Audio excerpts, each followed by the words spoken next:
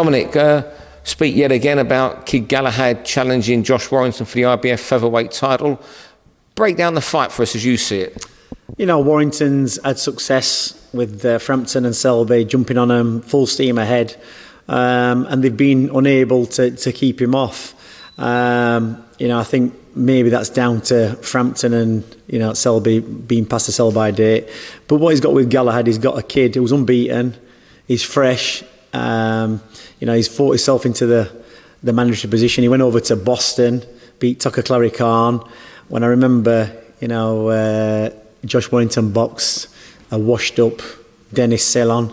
And, you know, we went into somebody's backyard and got that eliminator and won it. And, you know, with Galahad, he's very controlled, he's precise. You know, the power and the accuracy will keep Warrington off. You can't keep walking into them type of shots, and that's basically what Warrington's going to do. He's going to box the same way he's always had the success at and hope for the best.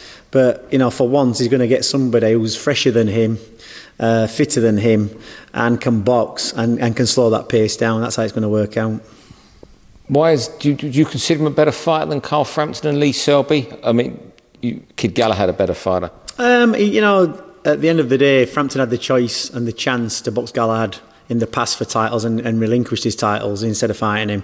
And, you know, Frampton was very good at what he did for a moment in time. He did really well against Leo Santa Cruz, but he was unable to replicate that in the second fight. And you have to ask yourself the question, why was that? When you've got the measure of somebody and you've beat him, and if you're a good fighter, you will always beat that fighter again.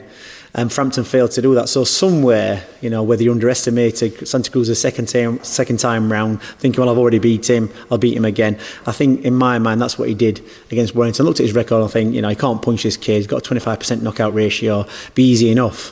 And then he got surprised. Whereas we haven't, you know, underestimated Josh Warrington at all. We know what his strengths are, we know what his weaknesses are, and that's where we're going to capitalise. So, you know, I think Galahad's just got more ambition, you know, than Lee Selby and Frampton did. And like I said before, those results really complemented Josh Warrington. You've had a lot of talents over this year, in this gym over the years, that have fallen by the wayside because, you know, they've discovered drink, women, whatever. What's kept Kid Galahad focused since he walked in here as a 12 or 13-year-old? So I think it might be only Johnny Nelson that has been at the gym longer.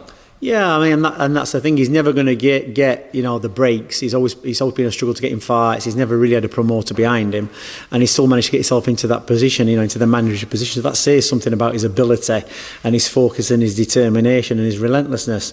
So that's what he's got. He has got that kind of, you know, same mental makeup as Johnny Nelson, and like I say, he's never had it easy, and he's found himself in this position. So, you know, there are others have fallen by the wayside, and I think he's learned by those mistakes. We've had fighters who've shone bright for, you know, a certain period of time. Nazim Hamid, you know, Ryan Rhodes, to a lesser degree Junior Witter. They've all got into that position of being a world champion, but it's whether you can maintain it once you're there. And the thing is with Kid Galahad, he's got no responsibilities, he's got no children, he's not married, he's got no safety net.